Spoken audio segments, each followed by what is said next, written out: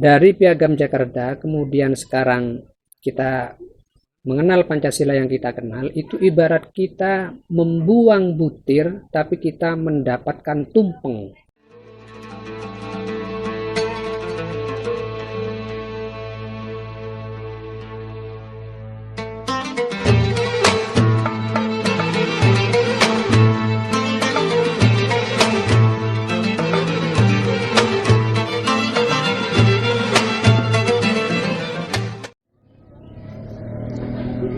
Assalamualaikum warahmatullahi wabarakatuh. Bismillahirrahmanirrahim. Alhamdulillahi rabbil alamin. Wassalatu wassalamu ala asyrafil anbiya'i wal mursalin Sayyidina Muhammadin wa ala alihi wa sahabatihi ajma'in. Amma ba'du. Para insan yang dimuliakan Allah, pada kesempatan yang mulia, pada momen yang berharga ini, di momen di mana sebuah lambang simbol kehebatan Indonesia yang dilambangkan dengan burung Garuda yang berisi aturan-aturan universal, aturan-aturan yang mengajarkan moral keagungan yang diakui oleh seluruh manusia di dunia. Ajaran universal adalah ajaran yang diakui kebenarannya oleh siapapun, seperti misalnya menghargai orang lain itu adalah baik, menjunjung tinggi harkat dan martabat manusia itu adalah juga baik. Pancasila sebagai ajaran simbol dari dasar filosofis bangsa Indonesia yang terdiri dari 5 klausul, itu adalah ajaran-ajaran universal. Ajaran ini telah menjadi ajaran atau dasar filosofis yang dimiliki oleh bangsa Indonesia untuk menjaga kesatuan bangsanya, untuk menjaga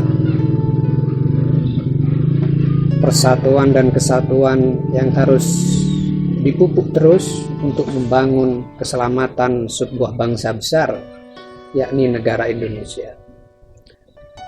Dulu sejarahnya Pancasila ini dihasilkan oleh orang-orang yang ahli di bidangnya masing-masing. Ada yang ahli kenegaraan, ada ahli agama, ada ahli undang-undang, hukum, dan lain sebagainya. Kemudian terbentuklah ide besar, ide mulia yang namanya Pancasila, yang kesemuanya ajarannya, saripatinya adalah dari Al-Quran, karena Al-Quran mengajarkan keagungan ajaran universal. Pada sila yang pertama dulu pernah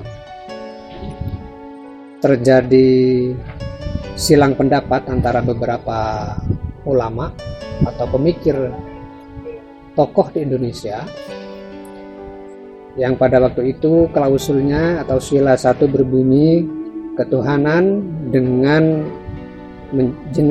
kewajiban menjalankan syariah Islam bagi pemeluknya. Setelah ada ketuhanan, itu ada 7 kata yang secara redaksional itu menyimbolkan ajaran Islam. Memang betul. Kemudian yang tertuang dalam istilah Piagam Jakarta itu, sila yang pertama memang sangat betul-betul menguntungkan orang Islam. Itu tidak bisa dipungkiri.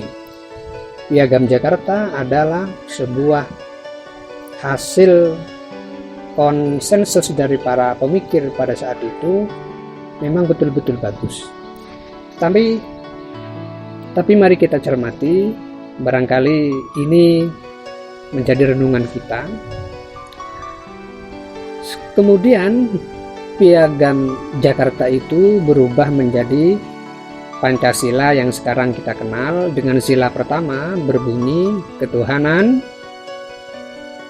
yang Maha Esa. Kata yang Maha Esa itu di Piagam Jakarta tidak ada.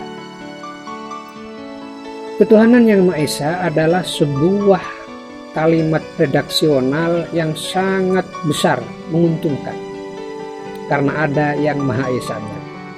Jadi terbuangnya 7 kata di dalam Piagam Jakarta itu justru tergantikan oleh kata yang lebih mulia. Kalau sebelumnya hanya ketuhanan kemudian berubah menjadi ketuhanan yang Maha Esa, itu benar-benar memberikan keuntungan yang lebih daripada apa yang ada di Piagam Jakarta itu. Jadi ibarat kita ini, ketika kita dari Piagam Jakarta kemudian sekarang kita mengenal Pancasila yang kita kenal, itu ibarat kita membuang butir tapi kita mendapatkan tumpeng.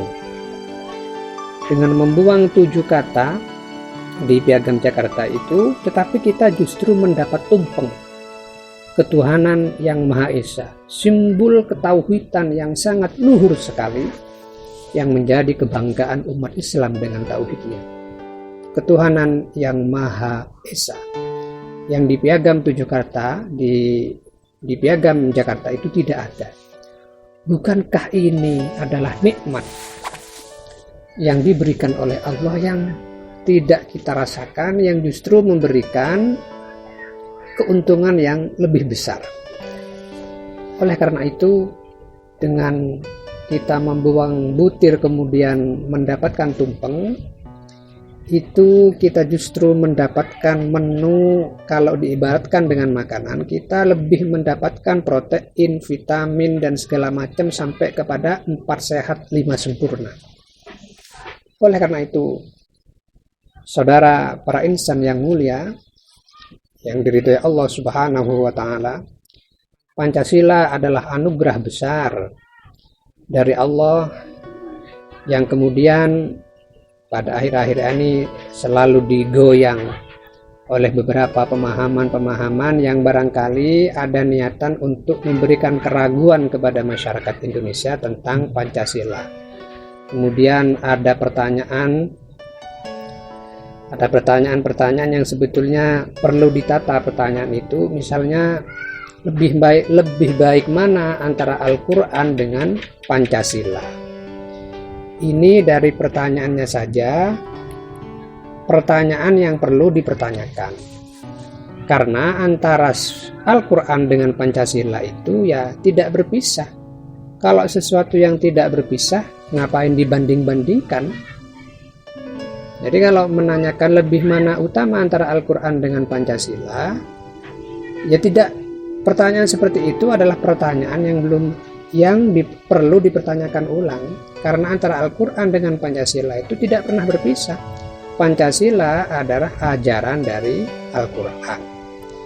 Ya, kalau Pancasila adalah hasil daripada ijtihad daripada ulama, dari Al-Quran itu hasilnya adalah dari Al-Quran, kok kenapa ditanyakan? Nah, ini pola pikir yang harus mari kita luruskan bersama dalam rangka menjaga kesatuan negara Republik Indonesia. Karena bagaimanapun para tokoh terdahulu itu telah berpikir keras untuk mencari sebuah peraturan besar yang bisa mencakup semua kehidupan umat dengan segala suku, bangsa, agama, dan etnis ini, sehingga menjadi satu kesatuan yang kuat dan rukun, damai, tentram, saling menghormati. Mereka adalah para hakim, para ahli maksudnya. Di dalam hadis, idza hakamal hakim fajtahada wa idza asabah falahu ajrani wa idza akhta'a falahu ajrun wahid. Seorang mujtahid, pemikir besar, ketika melakukan ijtihad hukum atau upaya mencari penyelesaian hukum, Maka ketika beliau-beliau itu benar, maka mendapat 2 pahala. Mungkin karena upayanya, yang kedua karena benarnya itu. Kemudian kalau mereka toh salah di dalam melakukan ijtihad hukum, masih dapat bonus 1 pahala. Ya karena upayanya itu.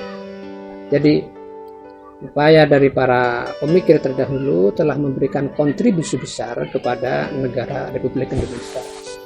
Mudah-mudahan kita menjadi bangsa yang besar, diridhoi oleh Allah, senantiasa aman, tentram, menjadi umat yang selalu menjunjung tinggi ajaran kemanusiaan dan tentu ajaran Islam yang luhur ini yang diwariskan oleh baginda Nabi Muhammad SAW. Demikian, mudah-mudahan bermanfaat. Akhirul kalam, wassalamualaikum warahmatullahi wabarakatuh.